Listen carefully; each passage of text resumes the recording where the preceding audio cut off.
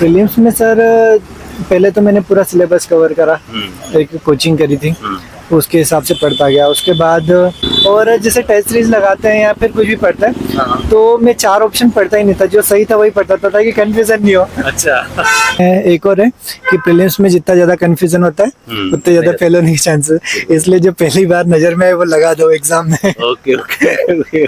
Mains में sir सबसे पहले तो मैंने सोचा कि पेपर कैसे कंप्लीट करना। ओके।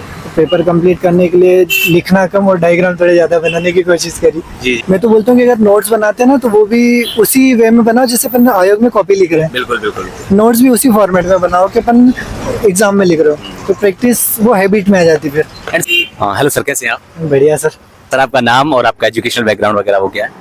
सर मेरा नाम दयाराम डावर है जी। और मैंने सिविल इंजीनियरिंग करी उज्जैन से। अच्छा सर, सिविल इंजीनियरिंग करी है आपने, तो मुझे लगता है मीडियम आपका इंग्लिश रहा होगा। नहीं, हिंदी मीडियम। अच्छा, हिंदी मीडियम है। इंजीनियरिंग करके हिंदी मीडियम, क्या लगता है आपको हिंदी मीडियम का सिलेक्शन ठीक ठाक होता है, क्या चक्कर है? सर एमपीपीएससी में तो हिंदी मीडियम वाले ज्यादा है मेजोरिटी, यूपीएससी में इंग्लिश मीडियम चलता है लेकिन कंटेंट अच्छा अवेलेबल हो जाता है हिंदी में। दोस्तों, वीडियो में आगे बढ़ने से पहले आप लोगों के लिए एक बहुत ही जरूरी इन्फॉर्मेशन। जैसा कि आप जानते हैं एमपीपीएससी 2025 का प्रीलिम्स हो गया है और पीडब्ल्यू का सबसे बड़ा फेस्टिवल विश्वास दिवस भी आ गया है। इस विश्वास दिवस के मौके पर पीडब्ल्यू एमपी एग्जाम वाला की तरफ से आपको मिल रहा है अब तक का सबसे ज्यादा डिस्काउंट, 75% तक का डिस्काउंट एमपीपीएससी और एमपीएसआई के सभी बैचेस पर। जैसे कि सक्षम एमपीपीएससी फाउंडेशन बैच 2026 सिर्फ 3,999 रुपए में, एमपीपीएससी मेंस बैच 2025 सिर्फ 1,999 रुपए में और गर्व एमपीएसआई फाउंडेशन बैच बाइलिंगुअल सिर्फ 999 रुपए में। यहां पर आपको मिलेगा live classes, daily practice papers, daily mains practice, class notes, full length test, PYQ analysis और भी बहुत कुछ, वो भी बहुत ही ज्यादा अफोर्डेबल प्राइसेस में। अगर आपको इस डिस्काउंट पर और भी ज्यादा डिस्काउंट चाहिए तो मेरा कूपन कोड MB500 का इस्तेमाल कीजिए और पाइए इन सभी बैचेस पर 1,000 रुपए तक का एक्स्ट्रा डिस्काउंट। जल्दी कीजिए, लिंक नीचे डिस्क्रिप्शन बॉक्स में अवेलेबल है। अच्छा सर, प्रीलिम्स में आपकी तैयारी किस तरह की रही थी? आपने तैयारी कहां से स्टार्ट करी थी, किस तरह की तैयारी करी थी आपने, मतलब आपकी मेनली स्ट्रेटजी किस तरह से थी प्रीलिम्स की? प्रीलिम्स में सर पहले तो मैंने पूरा सिलेबस कवर करा, एक कोचिंग करी थी, उसके हिसाब से पढ़ता गया। उसके बाद ऐसा था कि जो एग्ज़ाम आने वाली थी उससे पहले कुछ यूनिट थी जैसे MP, science and tech, information technology और करंट अफेयर, इनको लास्ट में सबसे पढ़ा। और करंट अफेयर के लिए तो 12 महीने के 12 लेक्चर देख लेता था, ज़्यादा क्वेश्चन आते नहीं। फिर आखिरी में स्पीडी कुछ पढ़ लेते थे जो चेंज हुआ है वो, और उस टाइम पे आयोग आते थे तो वो पढ़ लेते थे, तो उससे प्रीलिम्स निकल जाता था। मतलब जो बेसिक क्वेश्चन है ना वो गलत नहीं करो, जो टफ आ रहे हैं वो सबके लिए टफ आएंगे, लेकिन जो इजी है वो गलत मत करो। हाँ, तो प्रीलिम्स निकालना इजी हो जाता है उससे। और जैसे टेस्ट सीरीज लगाते हैं या फिर कुछ भी पढ़ता है तो मैं 4 ऑप्शन पढ़ता ही नहीं था, जो सही था वही पढ़ता था ताकि कंफ्यूजन नहीं हो। अच्छा ठीक। अच्छा, ये मेनली स्ट्रेटजी रही थी आपकी। इसके अलावा और क्या लगता है, और आपकी कुछ अलग, जैसे आपने बताया कि आप 4 ऑप्शन में से जो आपको लगता है ये सही है वही पढ़ते थे, है ना? एक बार जैसे लगा ले तो जैसे टेस्ट सीरीज में भी आया था, तो जैसे टेस्ट सीरीज में पहले सारे आंसर सही लगा लेता था, फिर मैं वो आंसर पढ़ता था ताकि एक ही पढ़ूं कि एग्जाम में आए तो कोई कंफ्यूजन नहीं हो।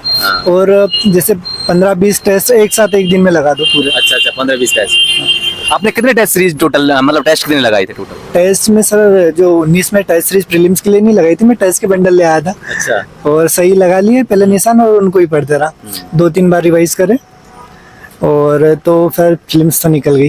ओके। और उसमें एक और है कि प्रीलिम्स में जितना ज्यादा कंफ्यूजन होता है उतने ज्यादा फेल होने के चांसेस, इसलिए जो पहली बार नजर में है वो लगा दो एग्जाम में। ओके। अच्छा, कहीं ना कहीं पढ़ा हुआ है। जी। तो जो एक ही ऑप्शन चुना ना, उससे ये फायदा हुआ कि एग्जाम में कंफ्यूजन नहीं हुआ, आ रहा लगा दिया, बस खत्म। अच्छा। एंड सर, अब अगर मैं आऊँ आपके जो है मेंस के लिए, तो मेंस की आपकी स्ट्रेटजी सर, आपने बहुत सारी चीजों को नए ढंग से आपने क्या इनोवेशन किया मेंस में? मेंस में सर सबसे पहले तो मैंने सोचा कि पेपर कैसे कंप्लीट करना। पेपर कंप्लीट करने के लिए लिखना कम और डायग्राम थोड़े ज़्यादा बनाने की कोशिश करी। जी। ताकि अभी कॉपी छोटी आती, पहले बड़ी आ रही थी, तो सबसे पहले तो ये करा कि पेपर कैसे कंप्लीट हो। फर्स्ट स्ट्रेटजी पेपर कंप्लीट करना, दूसरे में थोड़ा फॉर्मेट यूज़ करना और तीसरे में कंटेंट। अच्छा। तो ऐसे, क्योंकि जब पेपर कंप्लीट नहीं होता तो भले कितना भी नॉलेज हो पहले ही बाहर हो जाता है। तो सबसे पहले तो स्पीड बढ़ाई, उसके लिए जो सर टेस्ट सीरीज मैंने 5 से 6 टेस्ट सीरीज दिए अभी तक, 19, 20, 21 तीनों में मिला के।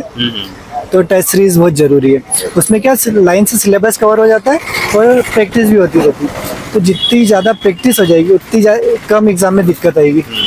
तो मेरे ख्याल से जितनी ज़्यादा टेस्ट लिख सकते हो उतने लिखो, और प्रेजेंटेशन के साथ लिखो, और पूरा पेपर कंप्लीट करने पे देखो। 3 नंबर को छोड़ के 5 और 11 मार्कर क्वेश्चन छोड़ने नहीं चाहिए। अच्छा। और अगर ब्लंडर हो जाता है मुझे लगता है, क्योंकि फिर बाहर आप वो छोड़ दिए तो फिर तो दिक्कत हो जाएगी, नंबर कमाएंगे ऑब्वियसली। कमाते हैं। और ऐसा है कि एक क्वेश्चन में 3.5 लाने से अच्छा 2 क्वेश्चन में 2.5 के करके 5 कर लो। हाँ वो जरूर। हाँ, तो ज़्यादा कंटेंट अच्छा रहता है, लिखना चाहिए, लेकिन प्रॉपर प्रेजेंटेशन और कॉपी पूरी, मतलब पूरे क्वेश्चन सॉल्व करना भी एक ज़रूरी रहता है।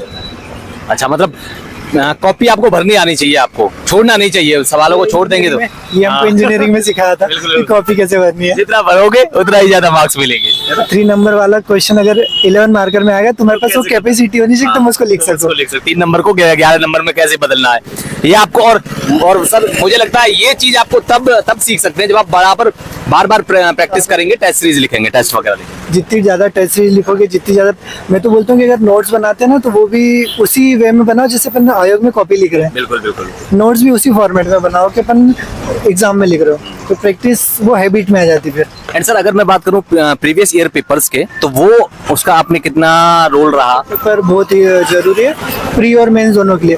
प्री में जितने भी प्रीवियस ईयर क्वेश्चन है जो एमपीपीएससी के थे, साथ में अदर एग्जाम, इंजीनियरिंग में, एग्रीकल्चर में, दूसरे स्टेट में आ रही, वो सारे पेपर निकाल लो, बहुत क्वेश्चन रिपीट होते हैं। जी। हाँ, तो प्रीवियस क्वेश्चन पेपर एमपीपीएससी की अदर एग्जाम के वो भी पढ़ लो। अच्छा। फॉरेस्ट के पढ़ लो, जो भी। सर कोई एनसीईआरटीज वगैरह इन सब को आपने किया कि करना जरूरी होता है या फिर छोड़ देना चाहिए उनसे, वो स्टैंडर्ड बुक्स ही पढ़नी चाहिए? अगर तैयारी स्टार्ट कर रहे हो शुरू से, तो फिर बेसिक में पढ़ने के लिए एनसीईआरटी वगैरह पढ़नी चाहिए। बेसिक को क्लियर। हाँ, और पर अगर जैसे आपका बेसिक रेडी है, तो उसके बाद एक स्टैंडर्ड नोट्स उठाओ कोई से भी एक, और उनको ही बार बार रिवाइज करो, बुक्स चेंज मत करो। एक उठा लो, उसको बार बार इतनी बार रिवाइज करो कि कौन से पेज पे क्या लिखा है वो भी याद हो जाए। ठीक। तो सर अगर मैं बात करूँ आपके इंटरव्यू की, तो आपका इंटरव्यू कहाँ से स्टार्ट होता है और कौन सा बोर्ड था आपका?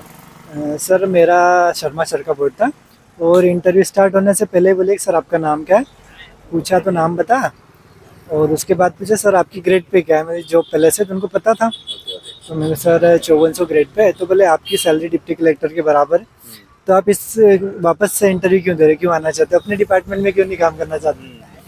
तो मैंने बोला कि सर जो डिप्टी कलेक्टर है वो अलग अलग विभागों में जाके काम कर सकता है, लेकिन जैसे मेरा विभाग ऑडिट विभाग है, तो मैं एक ही विभाग में काम करूंगा, तो उसमें डाइवर्सिटी ज़्यादा है। आपकी जो हॉबी से रिलेटेड कोई सवाल था या फिर सिचुएशन बेस्ड कोई किसी तरह का सवाल था? क्रिकेट से पूछा था कि इंडिया में क्रिकेट की क्या खासियत है, और सबसे पहले क्रिकेट कहाँ खेला गया था, और कौन से देश से क्रिकेट का ओरिजिन हुआ, तो मैं बोला सर इंग्लैंड से हुआ है। बोले इंडिया में क्रिकेट इतना फेमस क्यों है? मुझे सर ज़्यादातर लोग क्रिकेट खेलते हैं, ऊपर से क्रिकेट में भारत की टीम अच्छा भी कर रही है, प्लेयर अच्छे हैं। बोले हॉकी वगैरह से, सर हॉकी भी अच्छा है पर क्रिकेट अच्छा खेलते हैं। तो सर अगर सिचुएशन बेस्ड सवाल की बात करो तो क्या कोई था इस तरह का सवाल? हाँ सर, मेरे को ना बोर्ड से चेयर से उठा दिया था, बोले पीछे बोर्ड है वहाँ जाओ, बोले मैं भी चले गया, बोले मार कर उठाओ, मैंने मार कर उठा लिया, बोले आपको 10 ईंटें दी और आपको दीवार बनानी है, अब दीवार बनाओ, बोले सिविल इंजीनियरिंग का सवाल है। और ईंट को तोड़ना फोड़ना नहीं है। तो नॉर्मली 6 3 की 2 बना दी, और 4 लेयर की बनानी थी 10 ईंटों में, और ऊपर से 2 ईंटों की बना दी। तो बोले आपने एक ही साइड से बनाई, जबकि दीवार में 2 जॉइंट होते हैं अलग अलग। मुझे सॉरी सर। बोले आप इंजीनियर हो, आपको ध्यान रखना चाहिए। सर बिल्कुल सर। अच्छा, तो मुझे लगता है ये आपका एक सिचुएशन बेस्ड सवाल भी हो गया, और आपकी ग्रेजुएशन जो आपने इंजीनियरिंग करी है उससे, हाँ, तो उससे मिक्स सवाल था। Okay sir. एंड सर मैं लास्ट में आपकी एडवाइस क्या रहेगी, क्या सजेस्ट करना चाहेंगे आप कैंडिडेट्स को, ऑडियंस को?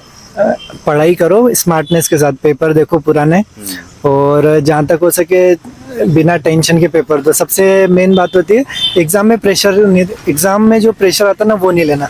जी। पढ़ना तो तुम सब कर लोगे, लेकिन एग्जाम के दिन प्रेशर आया वो दिक्कत देता है, इसलिए जो भी एग्जाम दो टेंशन फ्री होके दो, ये सब आता है। Okay, thank you sir and all the best sir.